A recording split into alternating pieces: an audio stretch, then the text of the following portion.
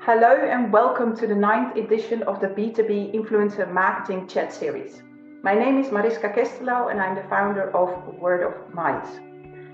I'm very excited to have a great guest today. But before we start with the interviews, I'm going to give the word to my weekly host, Jaro.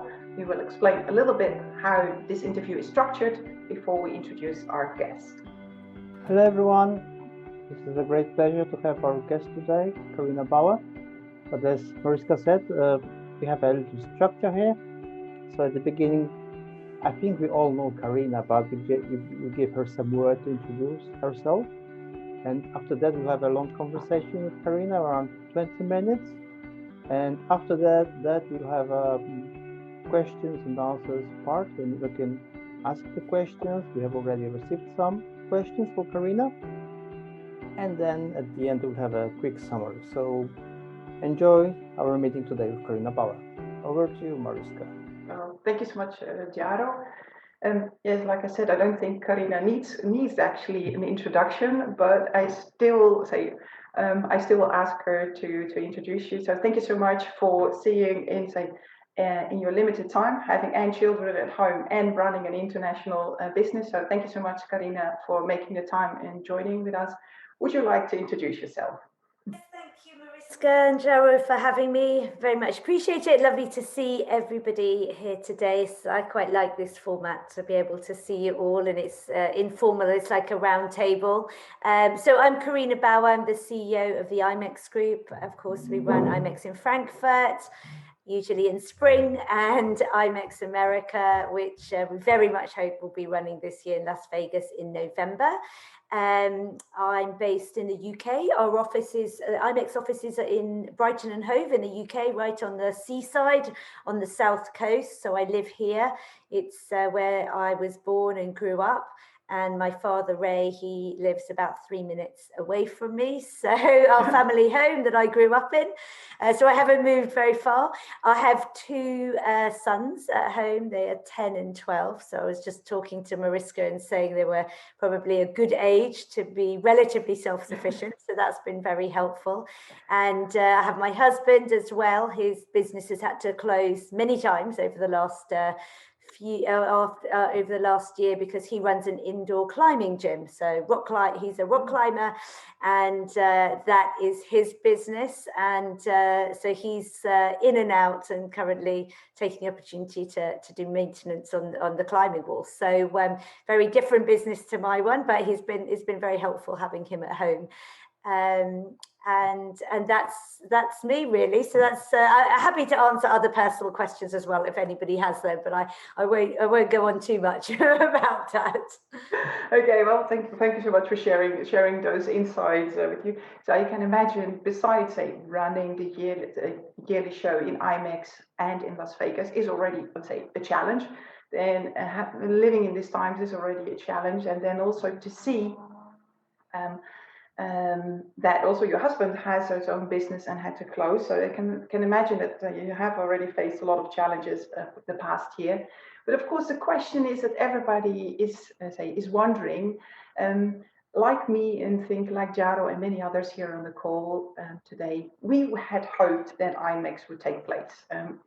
One hand, I didn't want it because I thought it was too early, but the other hand, we still want to have hope and perspective. And of course, it didn't come as a big news that the show was cancelled at the beginning of the year. So can you share perhaps a little bit of insights how this decision making, how did you make this decision? And of course, what's next? What's next for IMEX? Because I think that's a curious question that keeps us all busy. Yes, I mean, as you say, I think there was the overriding feeling from the industry that we got back, which was that it wasn't a surprise, but of course it's still a disappointment because, it's a sort of beacon for the industry. And of course, it's very disappointing for everybody, and for so many reasons, not only because people want to see each other, but for the business that's lost, the connections that are lost as a result of it. For us, at the end of the day, IMEX in Frankfurt in particular is an enormously international show. There's no, even though it's in Germany, actually there's no one country that dominates either the exhibiting side or the hosted by and the visitor side. It's extremely international, and to make our show work, we need to be able to bring in buyers and suppliers from right across the world. And of course, our hope back in summer last year, and actually even autumn last year, was that by May, the international travel routes would be in a very different place to what we can now see is going to be the case in May. And so, so for us, it's all about that. It's all about whether we can bring people in. We were working very closely with Frankfurt and with IMEX Frankfurt and the GCB around the safety protocol. So we felt pretty confident that we could run a safe and secure show. We had some really exciting plans actually to spread things out a little bit. A few plans that maybe we'll use anyway because they were good ideas. You know, this causes you to kind of rethink everything, and that's you know, been an interesting and freeing process as well for the team. So for example, you know, having a food court outside in a big marquee and, you know, nice things like that. So we felt that we could run it safely, but of course, once the second wave came and we could see that everybody was looking down, there's no way that we could get commitments, especially from buyers to be registering, and from suppliers. They wanted to come, but they didn't know if they could get there. You know, they didn't know if they would be allowed to leave their country or enter Germany. So it makes it entirely impossible. And of course, for a show like IMEX, although May seems a long time away, we need everything in place. We need those registrations, those commitments in February, March at the very latest, in order to put on a successful show. And at the bottom line, I think for us, is that concept of a successful show. You know, at the end of the day, our exhibitors are investing enormously in terms of costs, in terms of time, in terms of resources. Our buyers are investing their time and effort, and there's a certain return that everybody needs to get from that. And we haven't ever been prepared and are not prepared now to put on an event that is not at the quality that people would expect, because for us, that's the worst of all worlds. And so we need to be able to guarantee that quality to the, you know, to the best of our ability. And we could see that we couldn't do that with the uncertainty over the travel. So, and of course, the second wave has been so much bigger than any of us hoped for or expected. But those are really the sort of fundamental thought processes that we went through. Mm-hmm. And it became fairly clear to us over the Christmas period that that's what was going to happen. And so for that reason, we wanted to tell people really early so that everybody had time to plan for this year and not have uncertainty. And that was important for our team, but I think it was important for the industry as well. Yeah, of course. Yeah, because I think, like you said, it's about, you want to have quality for every party involved, for the city, for the visitors, for the exhibitors, for the speakers, for partners, for sponsors. So it is, you have to make, say, a well-taken decision. And if everybody wants to go to Frankfurt, but not knowing if they can even cross borders. I mean, I live now in the Netherlands. My husband even can't visit his family in Belgium because the borders are closed. So yeah, you have to make a decision in advance. But now that IMEX, of course, now is cancelled, which we regret, but we all understand, because I think a lot of people have hoped to see each other finally again face to face. What have you? What are your plans? Are there? Because I think we're all eager to know. Will you focus on online activities, or are you? What are your plans actually for this year? Our main focus, I will say, is delivering a fantastic IMEX America in November and IMEX in Frankfurt next April. We have a team that is absolutely dedicated to our live shows, and we're turning all our attention onto how to make them as successful and as high quality as people would expect. So that is our first priority. Last year, of course, we developed Planet IMEX. The first one we turned around in about 6 weeks, and then we had 3 months to then do the second one. And they were fantastic, and we learned a huge amount, and we loved doing them, and we hated doing them. It was because it was hard, it was a real learning curve for the team, and it took all of our effort, and our team really poured their heart and soul into that. We've decided this year, because of that really strong focus that we need to have on getting our live shows back, that we're not going to do a Planet IMEX event in May. So that's one reason we're not doing it. And the other reason is that we feel that although IMEX can't take place in May, we very much hope that we'll start seeing hybrid smaller events starting to take place across the world in the spring or certainly in the early summer. And so I think we were really trying to think about what people might want and need. And when I say people, I mean the supply side of the industry and the buyer side of the industry and our partners. How do they want to interact online? What do they need from the digital experience? And do they really want a 5-day, all-day online digital experience? And we feel that, this is probably the year of the second generation digital event and second generation digital experience. We all really picked up what we did in person and tried to put that online. We'd like to think for Planet IMEX, we didn't fully do that. We tried very hard not to, but still it was a 3-day or a 5-day, event. And we feel that actually we need to break down what a digital experience really means for people, because it's a very different medium. And so what we're doing right now is some research with our suppliers, some research with some buyer groups, and also working with some agencies to really work out a series of digital events and experiences that will be available for the industry, delivered by us, delivered in partnership as well, over the next few months. And so we will have some plans coming out. I'm not ready to explain exactly what they are now, because we would hope that you would we would hope that you would share something, but of course I can understand, but it's already great knowing that you have taken the steps. Yes, and I think for us what's important is that we take a little bit of time to really review what the needs are in the marketplace and what will give the best value back to the marketplace that will address those needs. And that takes a little bit of time, and that's okay. We need to make sure that what we deliver is of value. Yeah, good. Yes, I can understand. It's not easy to replace a show. We're all eager to see each other face to face, and you want to do something different than planned IMEX last year, but also taking into consideration all the stakeholders involved. So I can imagine it's not an easy journey. But as soon as you have news, please share it with us, because I think a lot of people here on the call are actually very eager to hear more, and because I think it's also important to create that perspective and hope for the industry, because I think we're all fed up of working from home and seeing each other's home office in pajamas and cats.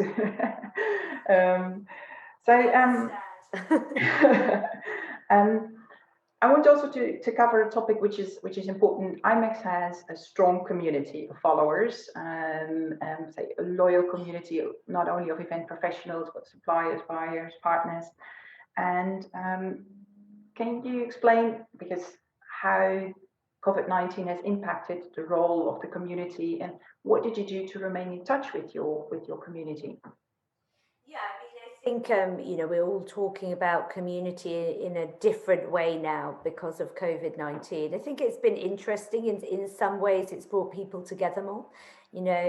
Some relationships have got stronger, or more personal, I should say. We see a lot of groups setting up. I'm also last year was the president of the Site Foundation, and the amount of contact that the foundation and the site board makers on the site board had with each other actually increased, because communities are there to support each other, aren't they?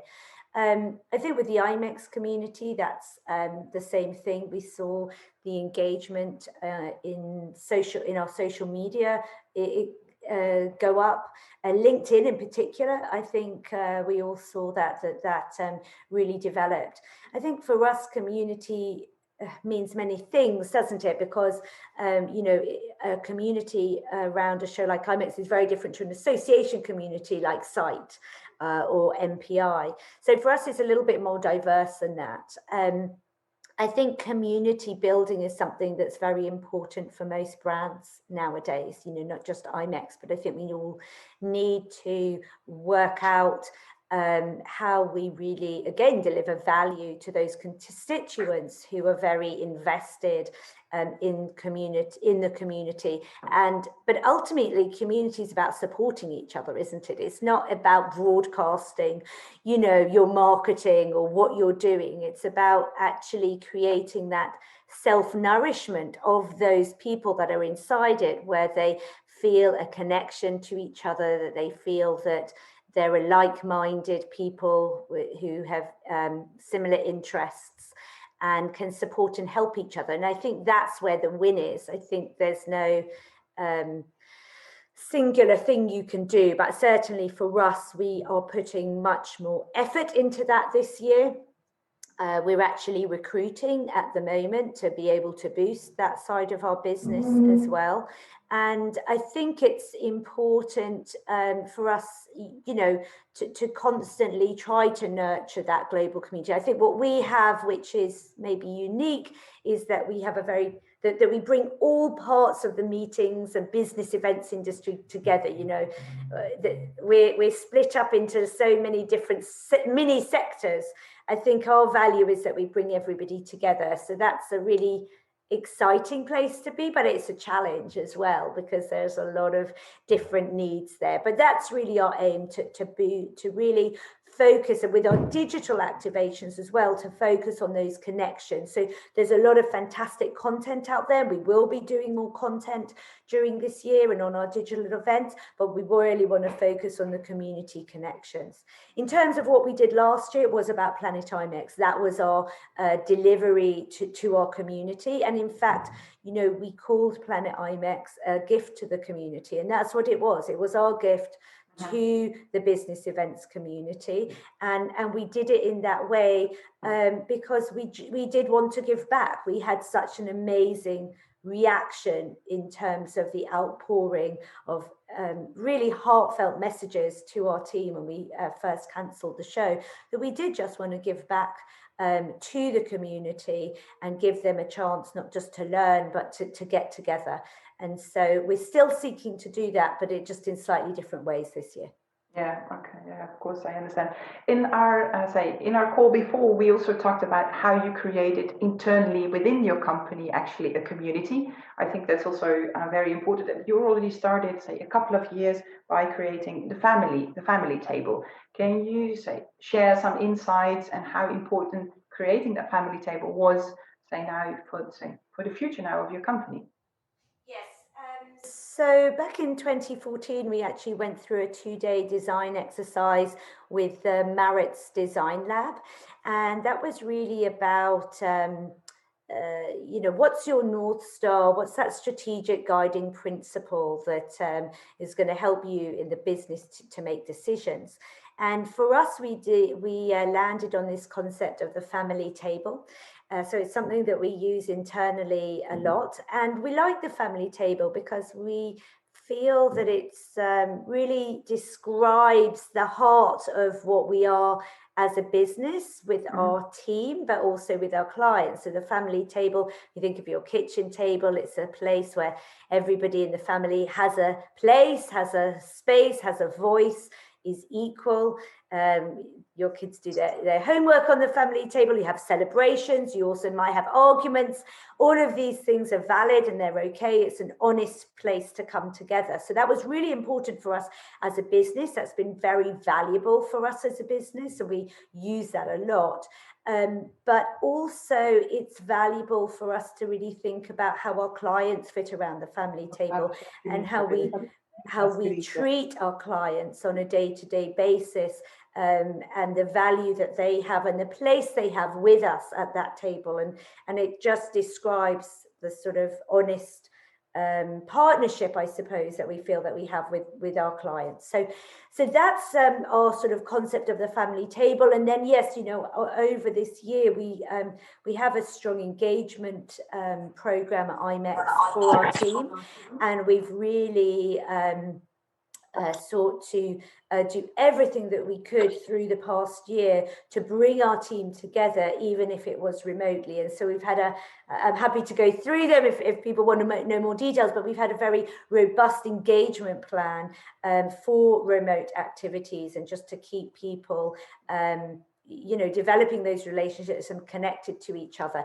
When, as I say, our office is in Brighton in the UK. We were a team where most of the team were office based. So this going into a remote work environment, I know for many in our industry is not that unusual, but for us, that was a learning curve, and we're still learning through that. Yeah. If you look back, because you created a family table, like you said already in 2014, is it also because how you work internally, it also expresses how you work, of course, externally, how you deal with partners, how you deal with sponsorship. Do you think actually that also created that strong, say, perhaps unsubconsciously, that community feeling, that strong connection of having everyone at the table, despite that they have different interests and different opinions? Yes, I think, you know, I think we've always worked in that way. I don't think, you know, we didn't suddenly start to work in that way in 2014. The family table was more of an expression of how we worked already, but by expressing it both in words and visually, I think the team could really get behind that, and we hold each other to account as well around that. You know, does that fit with that value? And you know, following on from that, we actually created our vision, our mission, our values, and these things weren't new, but the actual act of thinking about them and articulating them has been very powerful and valuable to us, both internally and externally. And it is valuable to hold yourself and each other to account around those values. Okay, well, thank you for sharing those insights. We're going now, of course, to the marketing and social media part, because we are still in the B2B influencer marketing chat series. You are very active on social media, and of course have a good marketing strategy. Can you share some insights or strategies that you have been used specifically during COVID-19? Because I know that a lot of people are listening today have challenges to remain in touch with their audience, because there's so much noise on social media, and it's not so easy to remain in touch, because we're all so much online connected. Can you share some insight or some strategies or even tips for people who are listening today, what you have done and perhaps people also can implement in their company or in their business? Yeah, I mean, the important thing on social media is that it's engagement, not broadcast, and that it's authentic. So I think one of the things that is so important is to have people within the team or within a wider team, or connect to influencers who really understand the business and can have conversations with people and connect people and put people in touch with each other. So I think that's a really important part of the strategy. The other thing I would say is it's important to find your place and then therefore your voice. So for us, you know, having a talking point each year has been very valuable to us at the shows, but also throughout the year as well. So last year, for example, and this year as well, we're taking forward the concept of nature. Last year was nature, this year it's nature positive.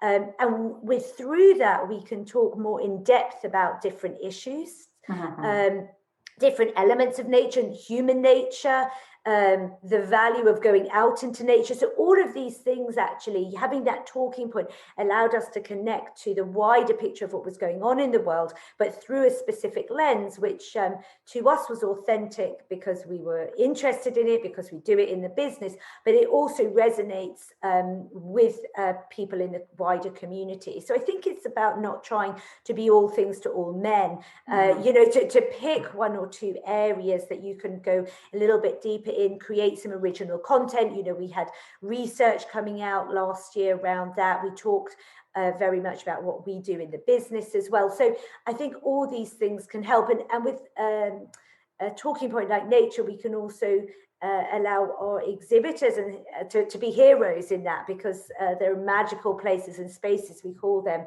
that our exhibitors want to showcase as well. So that's another way we can use it. So I think what we're doing this year as well is each month we have a 365 content plan, and each month we focus on a different key theme, and we can go then in depth. And like you're doing today, where this is a Zoom call, and then you've got the video recording, and then you've got the podcast, and you've got a blog, exactly in the same way, we take these subjects, and then we utilize different channels to communicate them in different ways, but and sometimes going quite deep into them.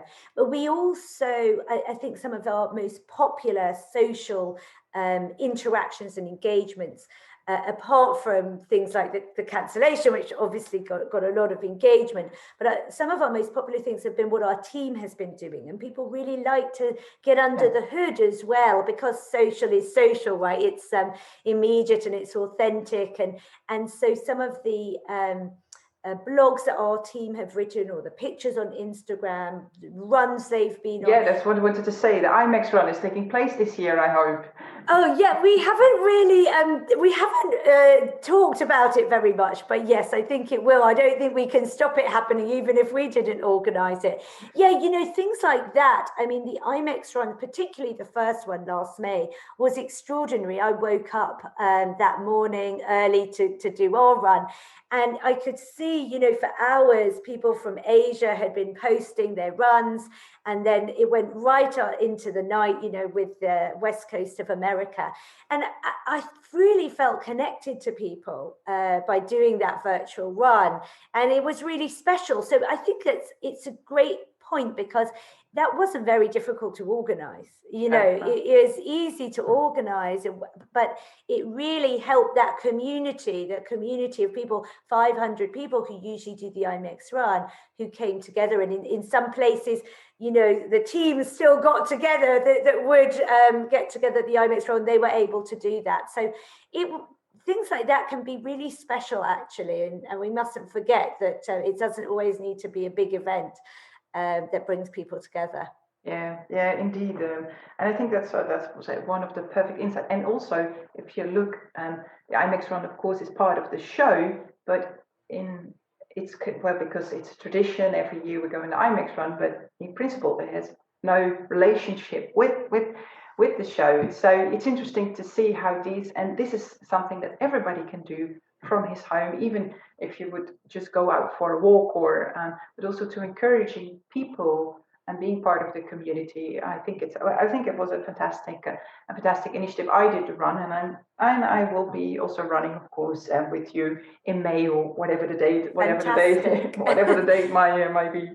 But I think that's an interesting point that you raise, which is, and that comes back to my original point about what we do this year in the digital sphere. I think it's interesting, rather than trying to pick up an event that happens live and put it in the digital sphere, to look at the different elements, the different things that happen at that event that give people value in different ways, and then say, how can you deliver that in a digital sphere, if you can at all, and then to pick those and try to then activate on those. And the IMEX run is a perfect example of that it is possible to do something in a different way. And it was important for that group of people who really enjoyed that experience, and they could still communicate with each other. And that's community building at its heart, really, isn't it? Yeah, perfect. And also, I think if you look back, it's something that everybody can do, because it's outside, so it's corona friendly. So even if you would encourage your neighbor or someone that doesn't know, so it's, first of all, it's corona friendly, and second of all, of course, it's also good for your well-being and mental health, where we talked about, say, a couple of sessions ago with Helen Moon. We've covered now 30 minutes, and I would like to go to the questions, because we've already received three questions up front from Christy Hall. She's working for Helms Briscoe as the director for the global account, and this goes perhaps more a little bit of say very specific on the booth. So we'll literally read it. Does Carina see virtual and online suppliers playing a bigger role or a floor footprint in their future trade show? Or do they tend to market only via web-based services? So I'll repeat the question. So do you see only virtual and online suppliers playing a bigger role in their future trade shows, or do they tend to market only web-based services? So my understanding of the question, and Christy, if you're here, you can correct me if I'm wrong, but my understanding is really about whether the technology and digital suppliers will be exhibiting with physical booth space at IMEX in Frankfurt and IMEX America. And my expectation would be yes, absolutely. I mean, we already have a large and growing number of technology exhibitors, and I see no reason at this point that wouldn't grow further in the future. And what we're seeing at the moment is that there's a lot of interest from those suppliers to come to IMEX, and new suppliers in the marketplace to come to IMEX. So I think obviously we can see it's a growing market. Not only the suppliers that were there before, many of whom have expanded massively over the past year, but also lots of new players in the marketplace as well. So yeah, I think that will grow. The other side of the show that was starting to grow was the production side. We had our discovery zone, and we had really interesting exhibitors in there doing, hologram technology or photo booths or key production. And I can see that side growing as well, because people, in this period, many of the production companies have done pretty well with the, supporting the virtual experience. And we need to keep making sure that our physical experiences and the digital are a really great experience. And so those experience providers, I think, are going to become more important and will be a growing area. Yeah. Okay. Well, thank you so much for sharing those insights. I see that Christy is also joining because she had three questions already. Three questions. And this is more about the pricing, but it could also be interesting. So does Carina see price points for participating to change for future IMEX sponsors? That is going to be for in the future, if I want to become a sponsor of the IMEX show, do you think it will change in that sense?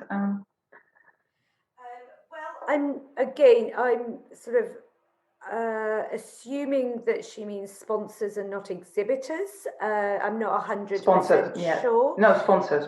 Sponsors, so sponsored areas.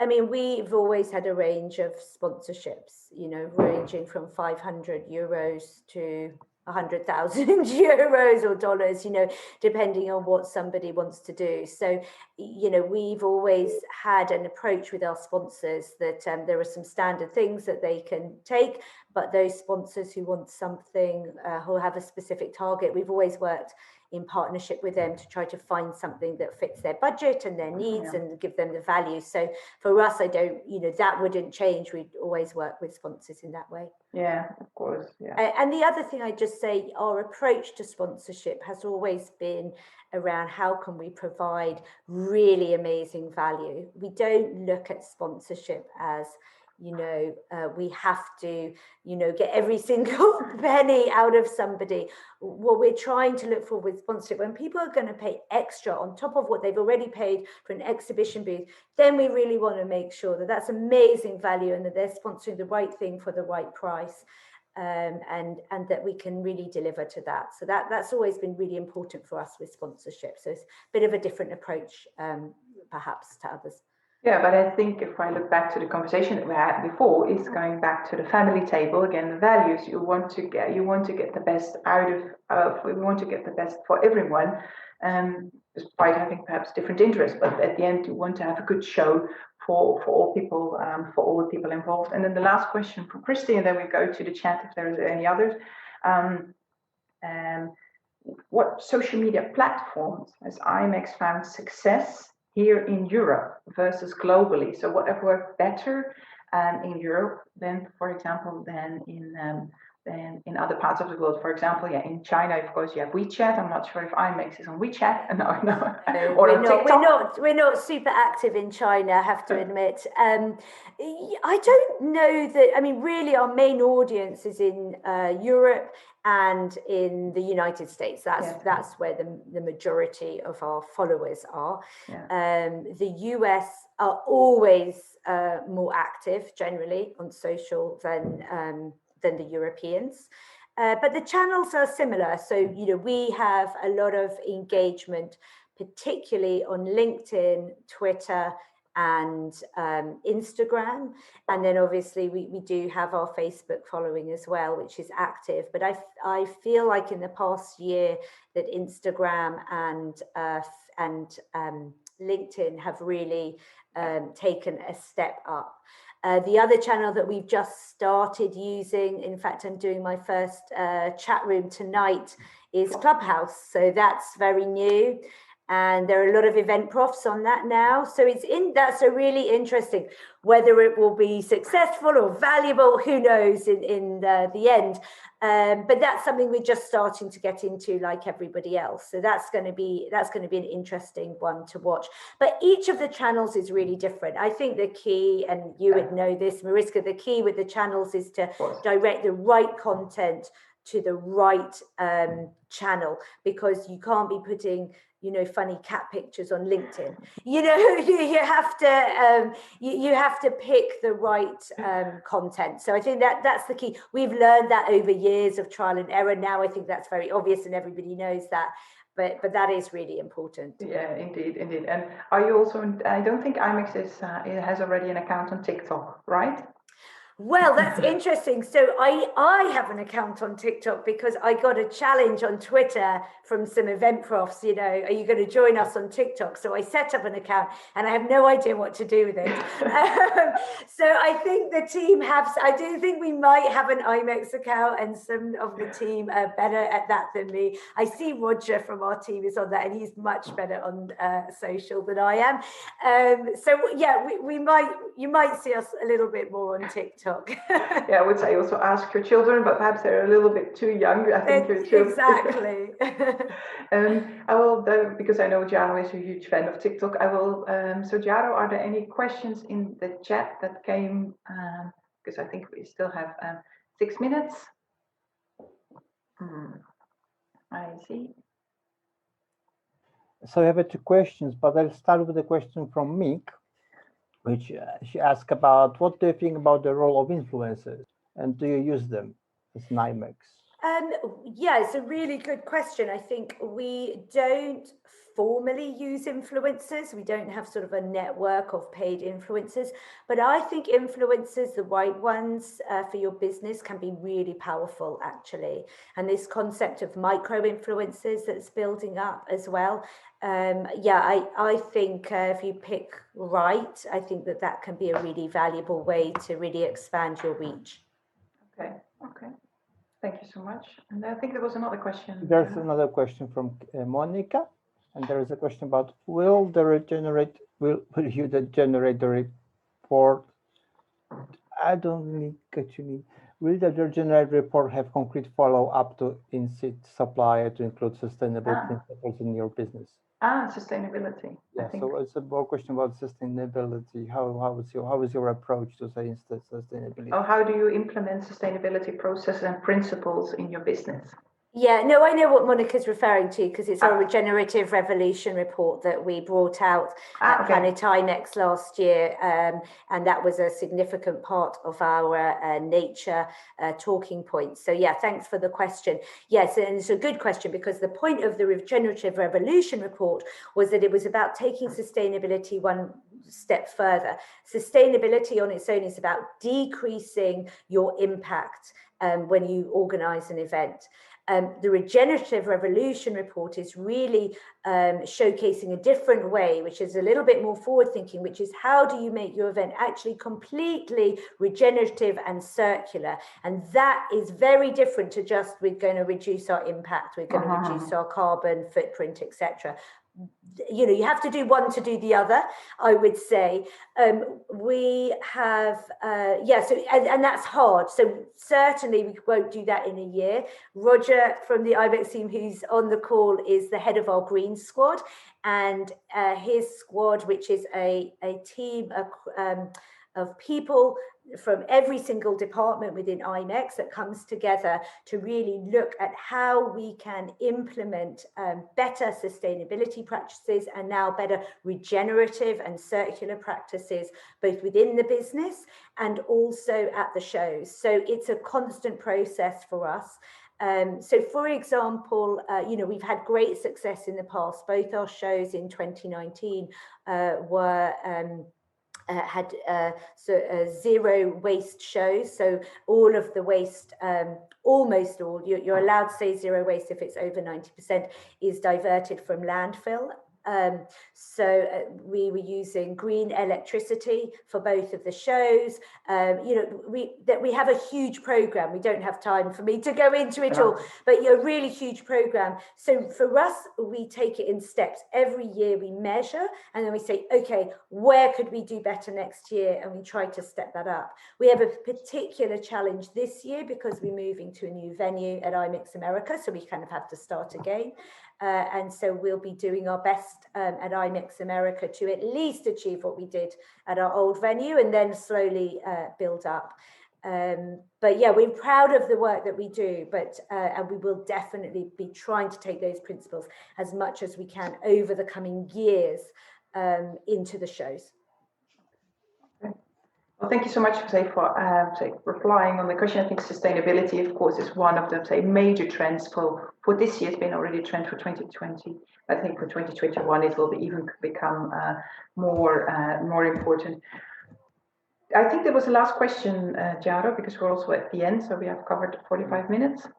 Yes, I think there was also a question about sustainability, but most of it Carina has just covered in the recent reply. Yes. Mm-hmm. Okay.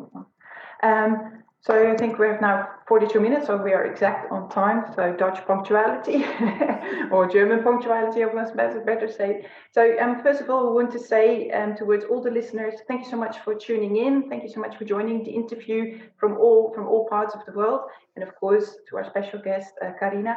Next week is already our last edition of the 10 episodes about the B2B Influencer Marketing Chat Series.